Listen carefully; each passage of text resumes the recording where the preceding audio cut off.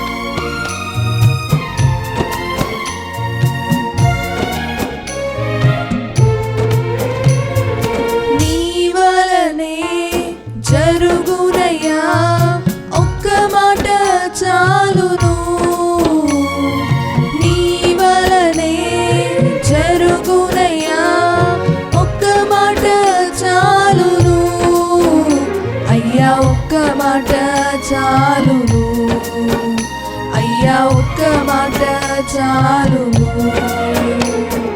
ప్రార్థన వినువాడా, మా కన్నీరు చూచువాడా, స్వస్థతను సగువాడా, స్తోత్రము యేసయ్యా.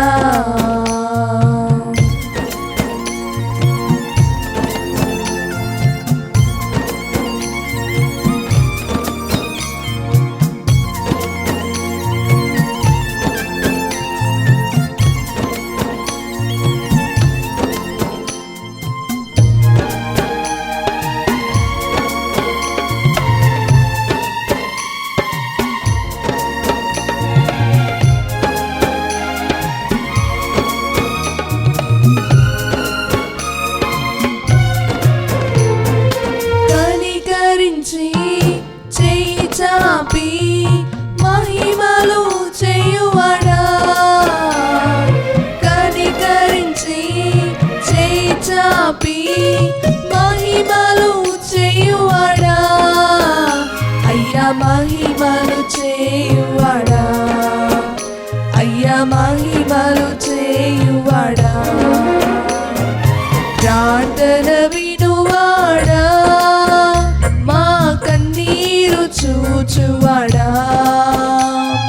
స్వస్థతను సగువాడా, స్తోత్రము యేసయ్యా. ప్రార్థన వినువాడా,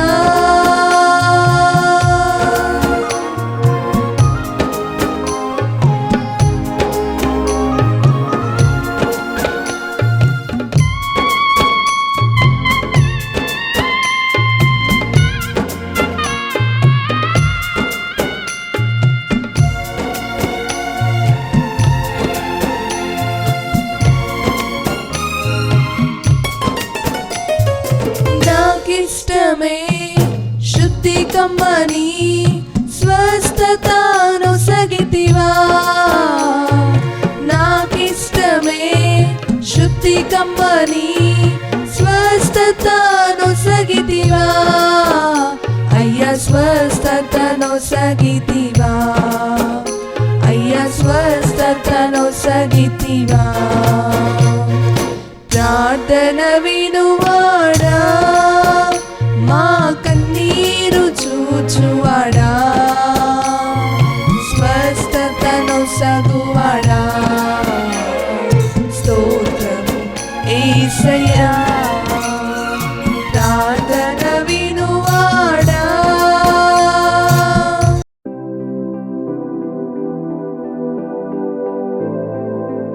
దేవునికి స్తోత్రం.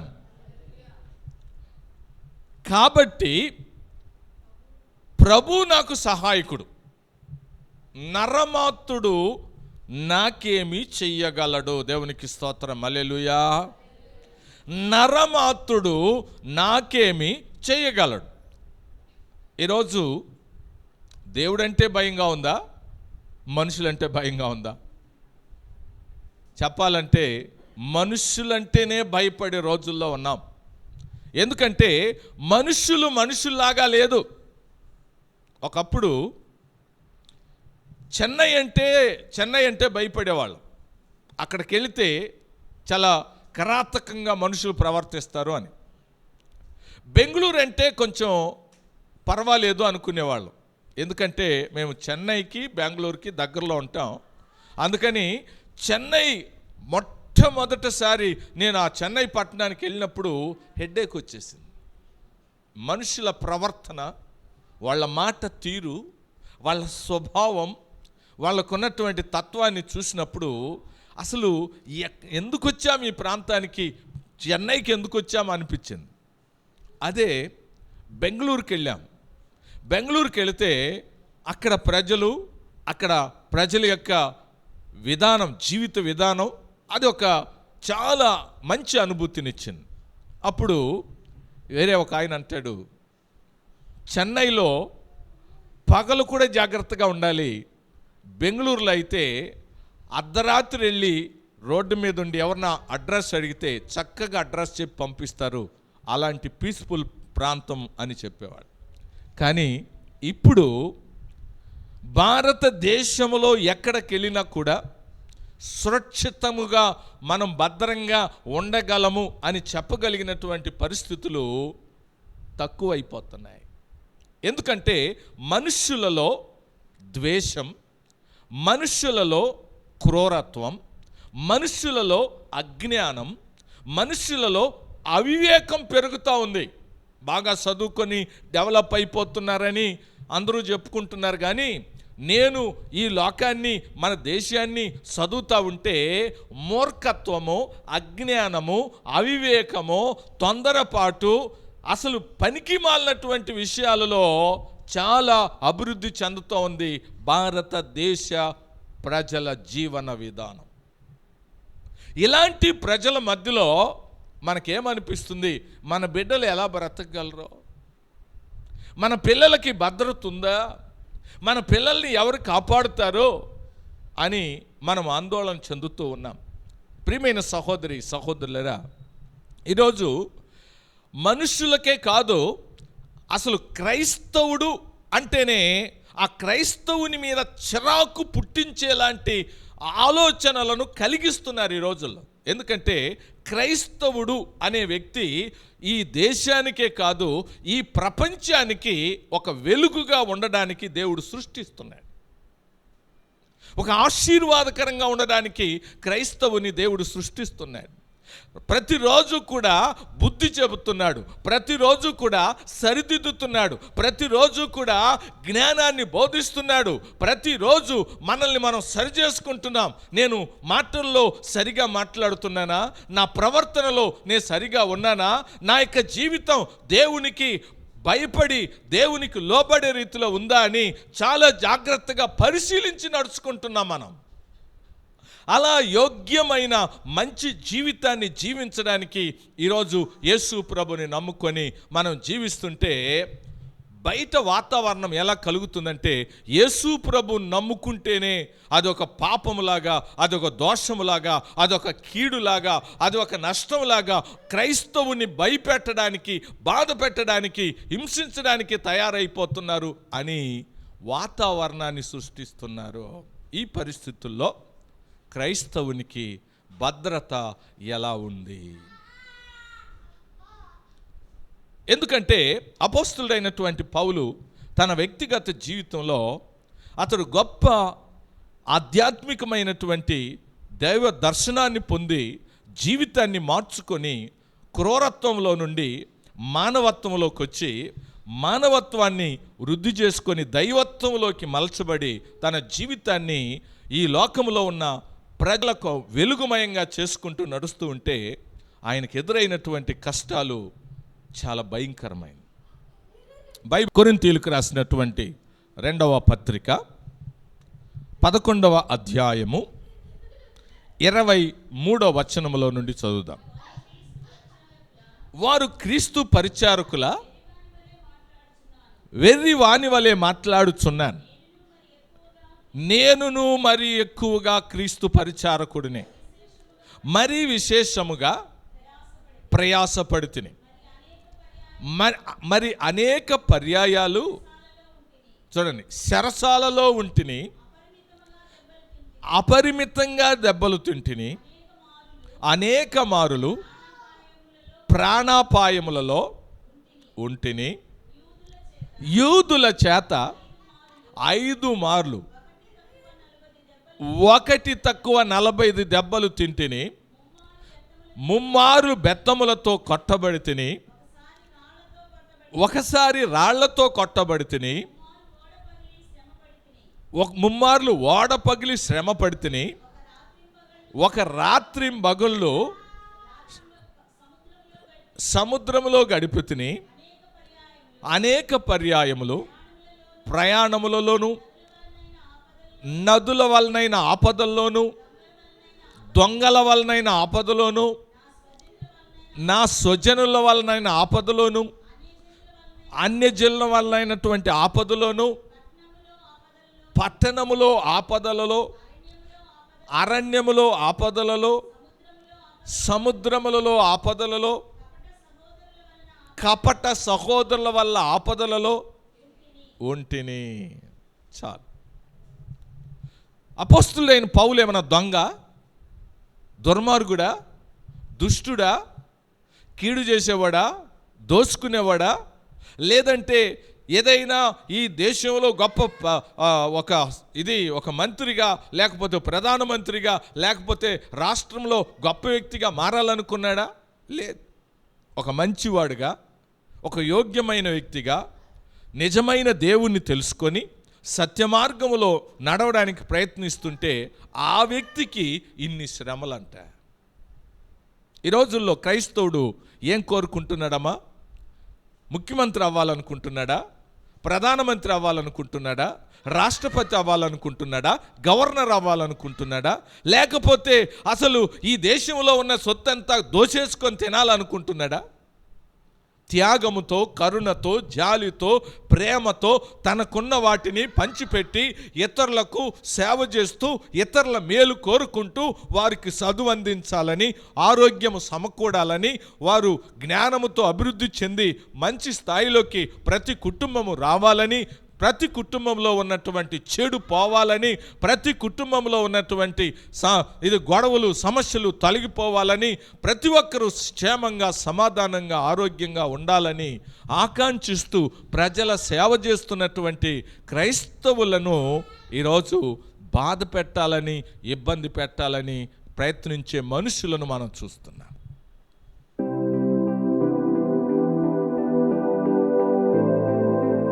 అందుకే క్రైస్తవుడికి భద్రత ఉందా అని అడిగా.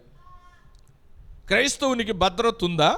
అయితే క్రైస్తవుడికి భద్రత ఎవరిస్తారో ఇది మనం ఎక్కడ చూడాలి? బైబిల్లో చూడాలి. దేవుని స్తోత్రం, హల్లెలూయా.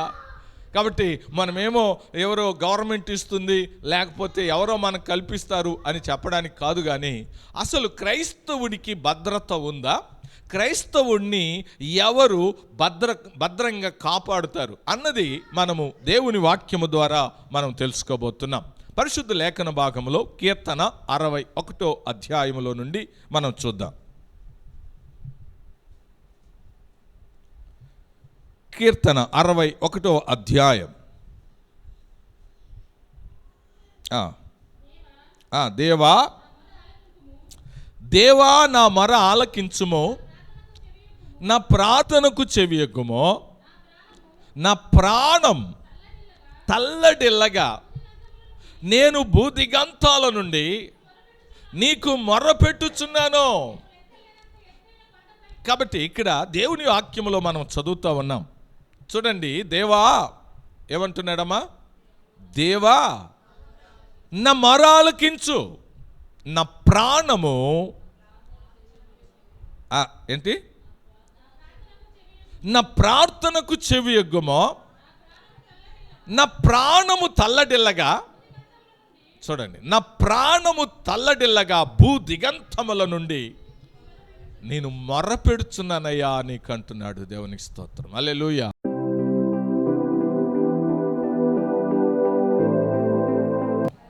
కాబట్టి నా ప్రాణము తల్లడిల్లగా, కాబట్టి మనుష్యుల వలన ఎదురైనటువంటి కష్టాలలో, బాధల్లో, ఇబ్బందుల్లో ఆయన మొరపెడుతున్నాడు.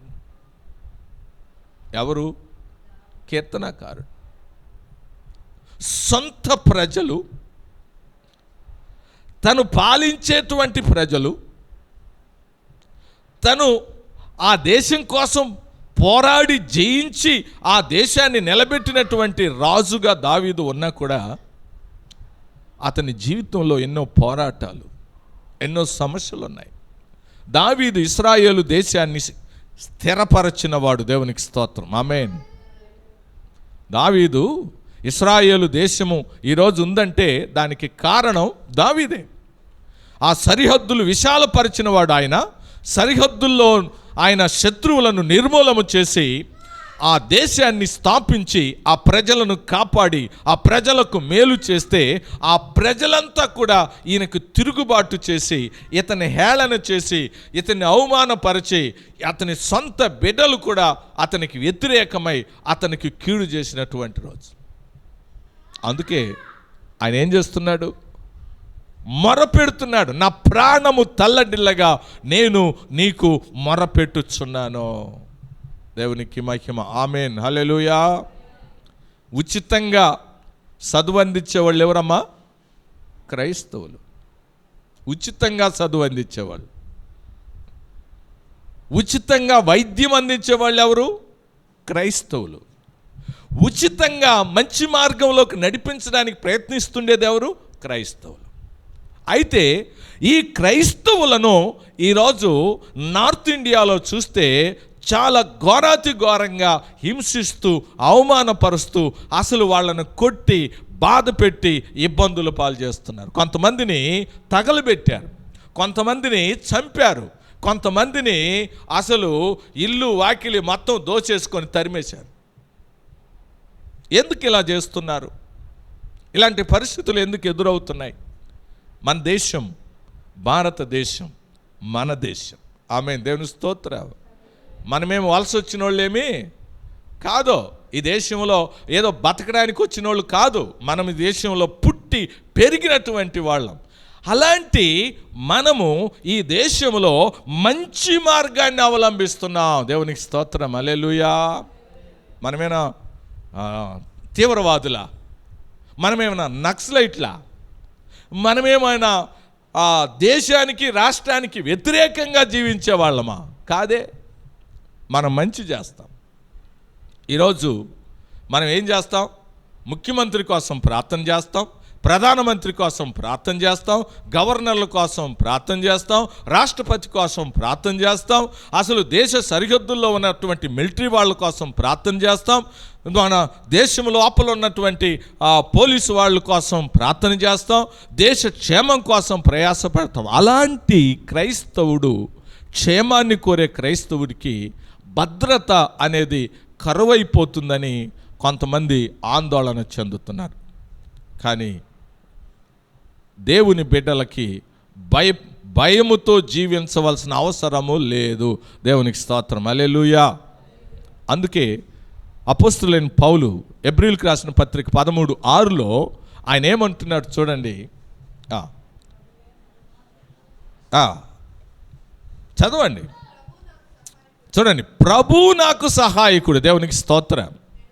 నేను భయపడను. నరమాత్రుడు నాకేమి చెయ్యగలడు? హల్లెలూయా. కాబట్టి దేవుడు నాకు సహాయకుడై ఉన్నాడు, నరమాత్రుడు నన్నేమి చెయ్యగలడు అన్నది ఆయన ధైర్యం. మన ధైర్యం కూడా అంతే. దేవునికి స్తోత్రం. హల్లెలూయా. దేవుడు మన పక్షం ముందుండగా మన విరోధి ఎవడు? దేవుడు మన పక్షం ముందుండగా మన విరోధి ఎవడు? కాబట్టి దేవుడే మన పక్షంగా ఉండగా, అది దేవుడే మన పక్షంగా ఉండగా, ప్రభువే నాకు సహాయకుడై ఉండగా, దేవునికి స్తోత్రం, హల్లెలూయా. ప్రభువే నాకు సహాయకుడు. మనల్ని ఎవరేం చేస్తారు? దేవుడే మన పక్షంగా ఉన్నాడు. మనల్ని ఎవరేం చేయగలరు? అమ్మా,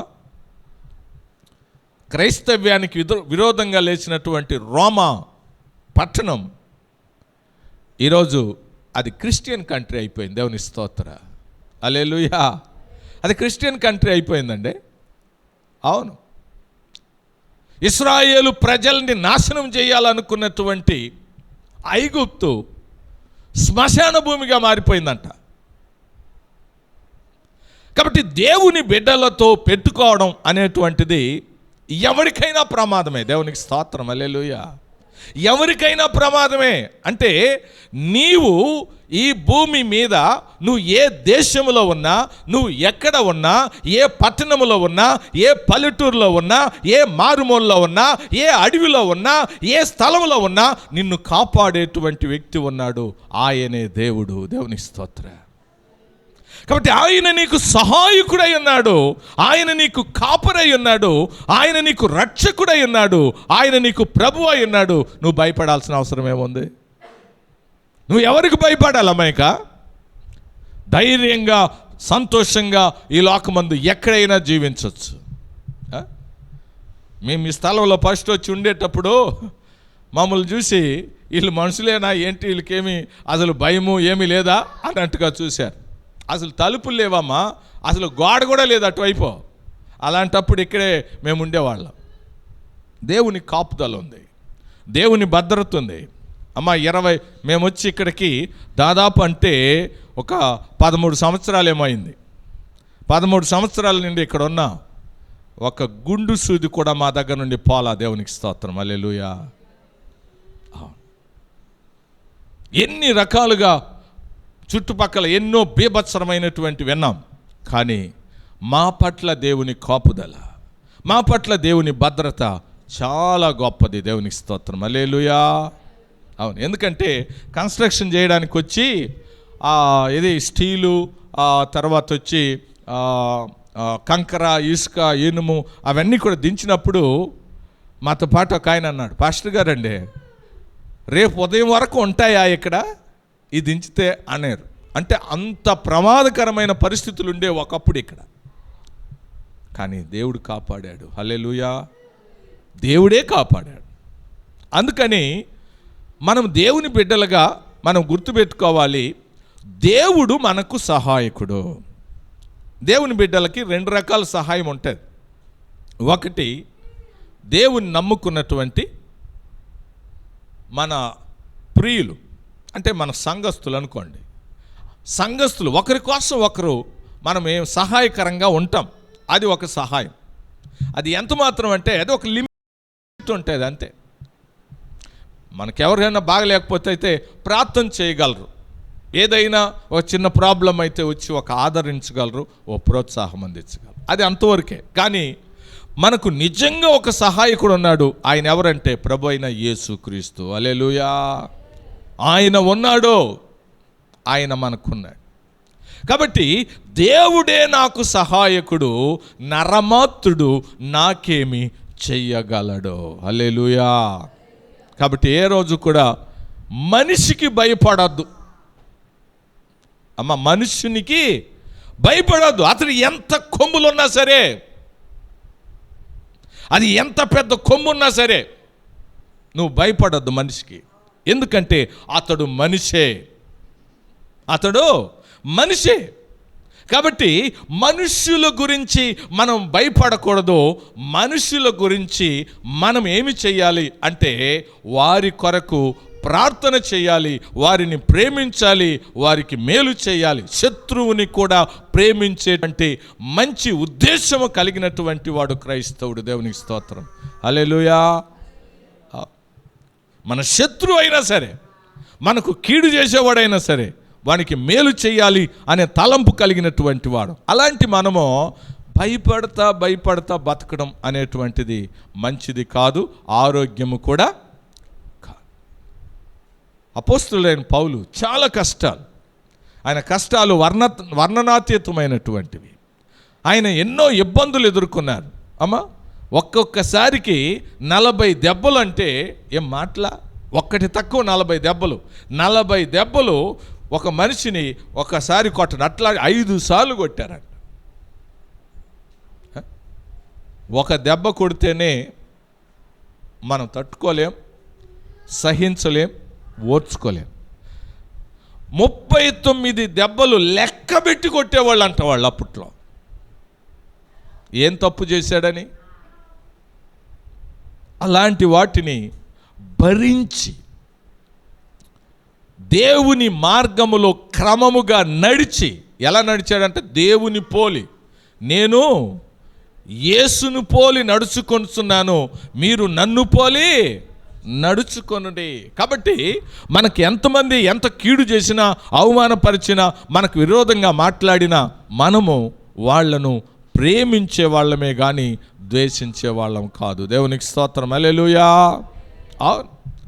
మనము దేశ ప్రధానిని ప్రేమిస్తున్నాం, ద్వేషిస్తున్నామా? లేదు.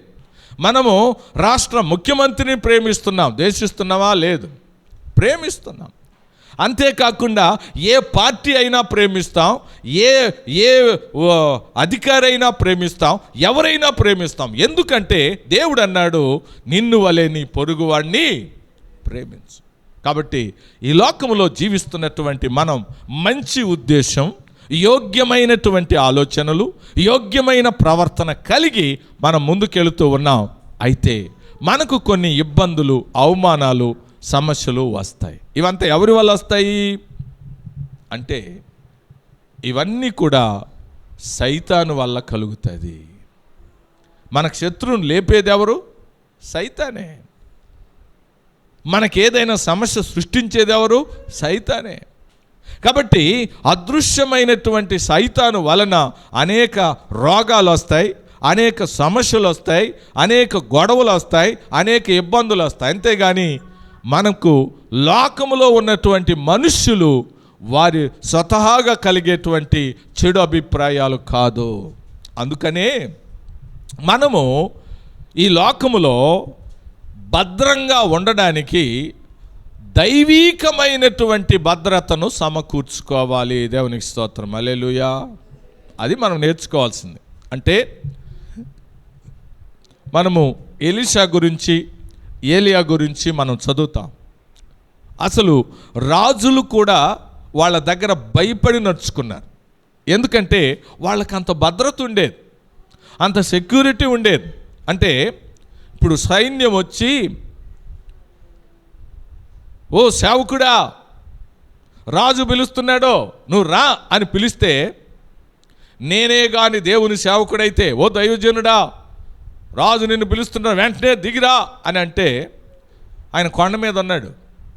ఆ కొండ మీద నుండి ఆయన నేనే దైవజనుడైతే అక్కడికి వచ్చిన 50 మంది ఇప్పుడే ఆకాశం నుండి అగ్ని వచ్చి దహించాలి అన్నాడు. మొత్తం చచ్చిపోయారు. ఏంటమ్మా పవర్ అది? మామూలు శక్తి? ఒక క్రైస్తవుడు, దేవుని నమ్ముకున్న వ్యక్తి, అసలు మాటలు కాదు. మరొక 50 మంది వచ్చారు, వాళ్ళు అట్లాగే నాశనం అయిపోయారు. మరొక 50 మంది అట్లాగే నాశనం అయ్యారు. ఏంట్రా పోయిన వాళ్ళంతా రావడం లేదే, బెటాలియనే పోయినట్టుంది అని ఒక తెలివైన వ్యక్తి వచ్చాడు. వచ్చి మోకరించి చాలా వినయంతో, అయ్యా, మా ప్రాణం నీ దృష్టిలో విలువ కలిగిందిగా ఉండని, రాజు మిమ్మల్ని పిలుస్తున్నారు, దయచేసి వస్తారా? అప్పుడు దిగొచ్చాడు ఆయన. దేవుని స్తోత్రం, హల్లెలూయా. నేను చెప్పేది ఏంటంటే, ఆ పవర్ ఎక్కడి నుండి వచ్చింది, ఆ శక్తి, భద్రత ఎలా కలిగింది, అది మనం తెలుసుకోవాలి. క్రైస్తవుడిగా జీవించడం అనేటువంటిది ఒక అధికారంతో కూడిన జీవితం, ఒక శక్తి కలిగింది. ఇప్పుడు పేతురుని, యోహాన్ని వాళ్ళని తీసుకెళ్ళి జైల్లో పెట్టారమ్మా. అసలు జైల్లో పెడితే తలుపులు అవే తెరుచుకున్నాయి, సంఖ్యలు ఊడిపోయాయి. పెద్ద పెద్ద ద్వారాలన్నీ కూడా, పెద్ద మెయిన్ గేట్ కూడా తెరుచుకుంది. అలాగే వాళ్ళు వచ్చేసారు. దేవునికి మహిమ, ఆమేన్. ఆ శక్తి వాళ్ళకి ఎక్కడి నుండి వచ్చింది? ఆ భద్రత ఎవరిచ్చారు? అది మనము గ్రహించాలి. పౌలు శీలని చెరసాల్లో వేసినప్పుడు ఆ చెరసాలలో పౌలు శీల ఉండి దేవుని స్తుతిస్తూ ఉంటే చెరసాల పునాదులు అదిరి వాళ్ళకున్న సంఖ్యలు ఊడిపోయి తలుపులు తెరుచుకున్నాయంట. అంత బలమైనటువంటి శక్తి వాళ్ళలో పనిచేస్తుంది. కాబట్టి క్రైస్తవుడిగా ఈరోజు మనం ఎలా బ్రతుకుతున్నాం? నీరసంగా, బలహీనంగా, ఏదో మనం దాక్కొని బతికేటువంటి బతుకు కాదు ఇది. దేవుని బిడ్డలుగా మనం ధైర్యంగా, సంతోషంగా, అధికారముతో ఈ భూమి మీద జీవించాలని దేవుడు కోరుకుంటాడు.